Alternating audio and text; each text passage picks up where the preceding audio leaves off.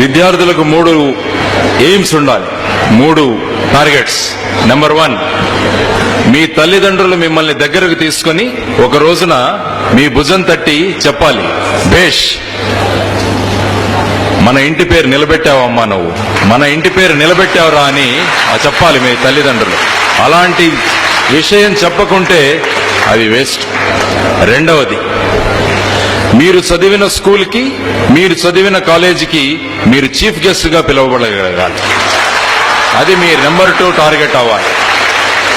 ఆలోచించండి, మీ ప్రిన్సిపల్, మీరు చదివిన స్కూల్లోని ప్రిన్సిపల్, హెడ్ మాస్టర్ మీ ఇంటికి వచ్చి, అమ్మా నువ్వు మహత్తరమైన కార్యక్రమం చేశావు, నీ నుంచి ఒక మంచి సందేశం మా పిల్లలకందరికీ రావాలి, నువ్వు మా స్కూల్కి చీఫ్ గెస్ట్ గా రా అంటే మీ జన్మ ధన్యమైందన్నమాట. మూడవ విషయం నేను చెప్తుంటాను, ఆటోగ్రాఫ్లు తీసుకునే స్టేజ్ నుంచి ఆటోగ్రాఫ్లు ఇచ్చే స్టేజ్కి మీరు ఎదగాలన్నమాట. ఈ 3 లక్షణాలు గనక మీరు పెట్టుకోగలిగితే మీ తల్లిదండ్రులు ఒకరోజు మిమ్మల్ని పిలిచి భుజం తట్టి కౌగలించుకొని, బేష్ మన ఇంటి పేరు నిలబెట్టావమ్మా అనాలి. మీ చదివిన స్కూల్కి, కాలేజీకి మీరు చీఫ్ గెస్ట్ గా వెళ్ళాలి. ఆటోగ్రాఫ్లు తీసుకునే స్టేజ్ నుంచి ఆటోగ్రాఫ్లు ఇచ్చే స్టేజ్కి మీరు ఎదగాలి.